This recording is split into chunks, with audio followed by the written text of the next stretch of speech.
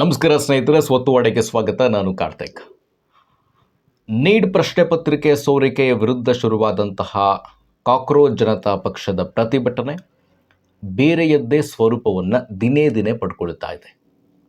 ಆರಂಭಿಕವಾಗಿ Jantar ಮಂತರ್ನಲ್ಲಿ CJP ಪ್ರತಿಭಟನೆಯನ್ನು ಶುರು ಮಾಡಿತು. ಸೋನಂ ವಾಂಗ್ಚುಕ್ ರವರ ಉಪವಾಸ ಸತ್ಯಾಗ್ರಹದಿಂದಾಗಿ ಅದು ಬೇರೆಯದ್ದೇ ಸ್ವರೂಪವನ್ನು ಪಡೆದುಕೊಳ್ತು.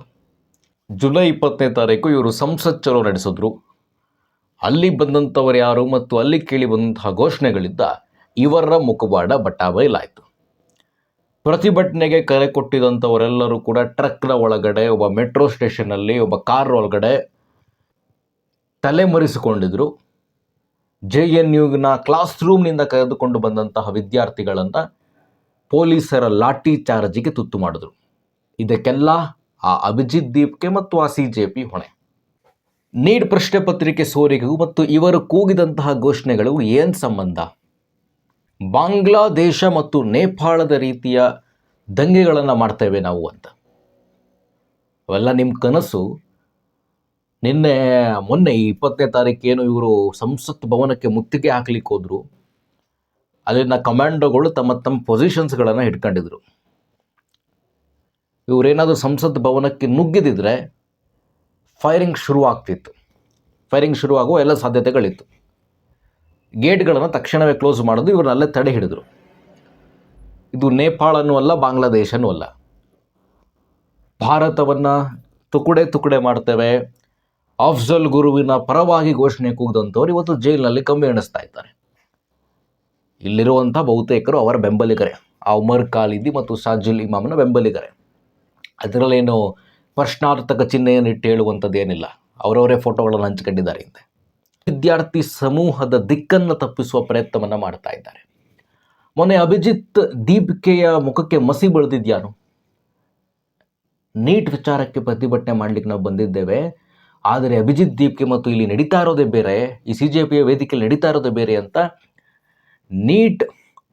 ನೀಟ್ ಪ್ರಶ್ನೆ ಪತ್ರಿಕೆ ಸೋರಿಕೆಯಿಂದ ಬೇಸತ್ತಂತಹ ಒಬ್ಬ ಪೋಷಕರು ಅಭಿಜಿತ್ ದೀಪ್ಗೆ ಮುಖಕ್ಕೆ ಮಸಿ ಬೆಳೀತಾರೆ.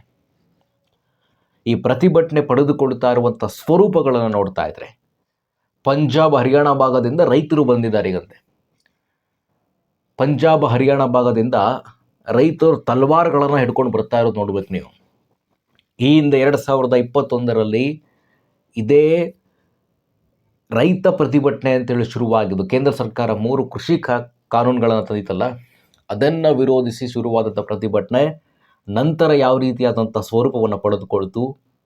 ಕೆಂಪು ಕೋಟೆ ಮೇಲೆ ಅವರಿಗೆ ಖಲಿಸ್ತಾನಿ ಧ್ವಜವನ್ನು ಹಾರಿಸಲಿಕ್ಕೆ ಎಷ್ಟರ ಮಟ್ಟಿಗಿನ ಫಂಡಿಂಗ್ ಕೊಡ್ತಿದ್ರು, ಎಲ್ಲಿಂದ ಹಣ ಬರ್ತಿತ್ತು, ರಾಕೇಶ್ ಟಿಕಾಯತ್ ಸಾಹೇಬರು ಎಲ್ಲಿ ಹೋದರು, ಇವೆಲ್ಲ ಕೂಡ ನಮಗೆ ಗೊತ್ತಿದೆ.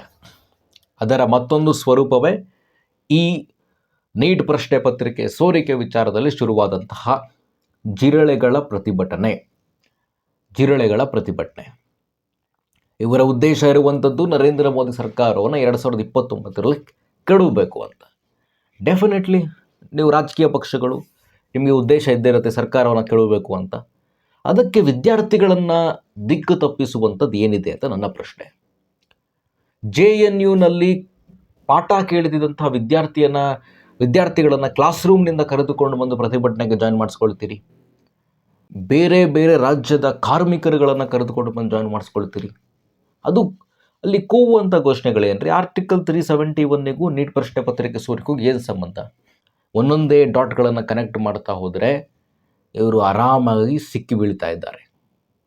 ಅಭಿಜಿತ್ ದೀಪ್ಗೆ ಸಾಹೇಬರು ಹೇಳ್ತಾರೆ, JP ನಡ್ಡಾ ಅವರ ನಿವಾಸದಲ್ಲಿ ನಮ್ಮ CJPಯ ಪಕ್ಷದ ವಕ್ತಾರರು ಏನು ಹೋಗಿದ್ರು, ಅವರಿಗೆ ಮೊಬೈಲು ಸಹ ಕೊಡಲಿಲ್ಲ, ಮೊಬೈಲು ಸಹ ಅಲೋ ಇರಲಿಲ್ಲ ಅವರಿಗೆ ಹೌಸ್ ಅರೆಸ್ಟ್ ಮಾಡಿ ಇಟ್ಬಿಟ್ಟಿದ್ರು ಅಂತ. ಆ ದೃಶ್ಯಗಳನ್ನು ನೋಡಿದ್ರೆ ಮೊಬೈಲ್ಗಳಿಗೆ ಅವ್ರ ಕೈಯಲ್ಲೇ ಇದೆ, ಕೈಯಲ್ಲೇ ಇಟ್ಕೊಂಡಿದ್ದಾರೆ ಇಬ್ಬರು.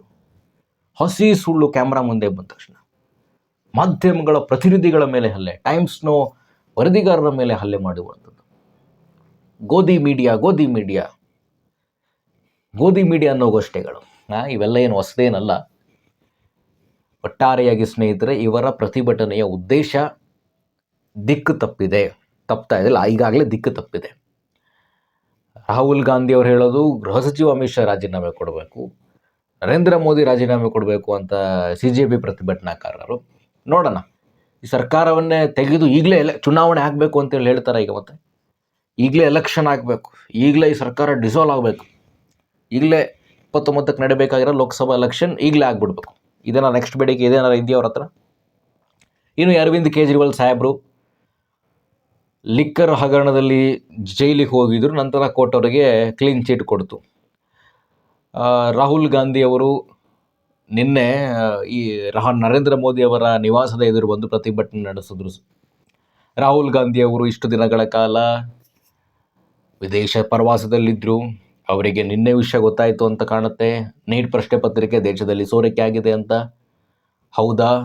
ನಾನು ಈಗ ಬಂದರೂ ಸಹ ಮೇನ್ ಸ್ಟ್ರೀಮ್ ಮಾಧ್ಯಮಗಳಲ್ಲಿ, ಸೋಷಿಯಲ್ ಮೀಡಿಯಾದಲ್ಲಿ ಟ್ರೆಂಡ್ ಆಗಬೇಕು ಅಂತೇಳಿ ರಾಹುಲ್ ಗಾಂಧಿ ಅವರು ಜಂತರ್ ಮಂತರ್ಗೆ ಹೋಗದೆ ನರೇಂದ್ರ ಮೋದಿ ಅವರ ನಿವಾಸದ ಬಳಿ ಯಾಕೆ ಬಂದರು ಅಂತ ಹೇಳಿದ್ರೆ, ನರೇಂದ್ರ ಮೋದಿ ಅವರ ನಿವಾಸದ ಬಳಿ ಪ್ರತಿಭಟನೆಗೆ ಅವಕಾಶ ಇರೋದಿಲ್ಲ. ನಿಮ್ಮನ್ನು ಪೊಲೀಸರು ಅರೆಸ್ಟ್ ಮಾಡ್ತಾರೆ. ಬೆಂಗಳೂರಿನಲ್ಲಿ ಯಾವ ರೀತಿ ಪ್ರತಿಭಟನೆಯನ್ನು ಮಾಡಬೇಕಂದ್ರೆ ಫ್ರೀಡಮ್ ಪಾರ್ಕ್ ಇದೆಯೋ, ಹಾಗೆ ದೆಹಲಿಯಲ್ಲಿ ಜಂತರ್ ಮಂತರ್ ಅಲ್ಲಿ ಬಿಟ್ಟು ಬೇರೆ ಕಡೆ ಪ್ರತಿಭಟನೆ ಮಾಡುವಂತಿಲ್ಲ. ಈ ಹಿಂದೆ ಇದೇ ರೀತಿ ದೆಹಲಿಯಲ್ಲಿ ವಾಯು ಮಾಲಿನ್ಯ ಜಾಸ್ತಿ ಆಗ್ತಾ ಇದೆ ಅಂತ ಜಂತರ್ ಮಂತರ್ನಲ್ಲ, ಈ ಇಂಡಿಯಾ ಗೇಟ್ನ ಬಳಿ ಪ್ರತಿಭಟನೆ ಸೇರ್ತಾರೆ ಈ ಜನ್ಝಿಗಳೇ ಪ್ರತಿಭಟನೆ ಸೇರೋದು. ದೆಹಲಿಯಲ್ಲಿ ವಾಯು ಮಾಲಿನ್ಯ ಜಾಸ್ತಿ ಆಗ್ತಾ ಇದೆ ಅನ್ನುವಂಥ ಕಾರ್ಡ್ಗಳ ಅಡಿಯಲ್ಲಿ ತುಮ್ ಕಿತ್ನೆ ಹಿದ್ಮಾ ಮಾರೋಂಗೆ ಗರ್ ಮೇ ಹಿದ್ಮಾ ನಿಕಲೇಗೆ ಅಂತ ಘೋಷಣೆಗಳು ಕೂಗ್ತಾರೆ ಜನ್ಝಿಗಳು. ಯಾರು ಮಾಧ್ವಿ ಹಿದ್ಮಾ, ಯಾರು ಈ ಕ್ಯಾಮ್ರೇಡ್ ಹಿದ್ಮಾ?